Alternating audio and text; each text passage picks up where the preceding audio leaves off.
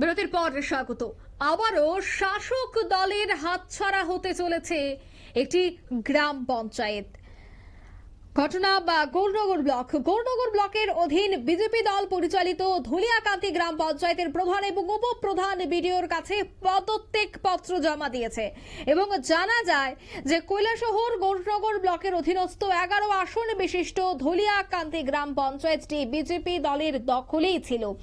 বিগত 2024 সালে গ্রাম পঞ্চায়েত ভোটে ধুলিয়াকান্তি গ্রাম পঞ্চায়েতে 11টি আসনের মধ্যে বিজেপি দল 7 আসনে এবং কংগ্রেস দল 4 আসনে জয়লাভ করেছিল।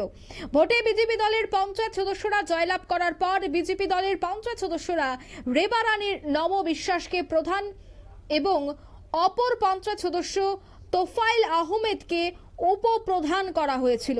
কিছুদিন পঞ্চায়েত ঠিকঠাক ভাবে চললেও বিগত কয়েক মাস পূর্বে পঞ্চায়েত প্রধান এবং উপপ্রধানের বিরুদ্ধে বিভিন্ন দুর্নীতির অভিযোগ তুলে খোদ বিজেপি দলের পঞ্চায়েত সদস্যরা দুর্নীতির পাশাপাশি সদলীয় পঞ্চায়েত সদস্যদের সাথে খারাপ আচরণ এবং পঞ্চায়েত অফিসে সবার সাথে আলাপ আলোচনা না করেই প্রধান এবং উপপ্রধান নিজেরাই বিভিন্ন সিদ্ধান্ত নিতেন বলে অভিযোগ উঠেছে।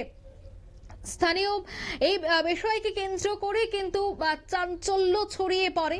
তবে সেই বিষয়ে গৌরনগর ব্লকের বিডিওর কি বক্তব্য শোনাচ্ছে। আজকে আমাদের কাছে ধুলিয়াকান্দি গ্রাম পঞ্চায়েতে যেখানে 11 জন মেম্বার উপস্থিত আছেন, ওইখান থেকে 2 জন আইছিল। 2 জনের মধ্যে একজনের নাম হচ্ছে আপনার রেবা রানী নব বিশ্বাস প্রধান এবং তোফাইল আহমেদ উপপ্রধান। এই 2 জন আমাদের কাছে এখানে একটা রেজিগনেশন বা পদত্যাগপত্র জমা দিয়েছেন। এখানে এখন আমরা সেটা রিসিভ করছি এই ব্লক অফিসে। এখন আমরা সেগুলো আরেকবার ভেরিফিকেশন করাই নিব, ভেরিফিকেশন করে তারপর আমরা সবটাই যাচাই করে তারপর আমরা ডিস্ট্রিক্ট পঞ্চায়েত অফিসার স্যারের কাছে এটা পাঠাই দেওয়া। ওনারা কী কারণে পদত্যাগ করছেন কোনো কিছু জানিয়েছে? ওনাদের লেখার মধ্যে এটাই আছে, ওনাদের লেটারের মধ্যে যে ওনারা ব্যক্তিগত কারণ বিশেষে পদত্যাগ করছেন। আপনারা শুনলেন তাদের বক্তব্য।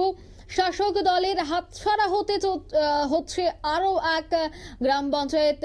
কৈলাসহর গৌরনগর ব্লকের ধুলিয়াকান্তি গ্রাম পঞ্চায়েতের এই ঘটনা সংশ্লিষ্ট পঞ্চায়েত প্রধান এবং উপপ্রধানের পদত্যাগ পত্র জমা দিয়েছে এবার বিডিওর কাছে।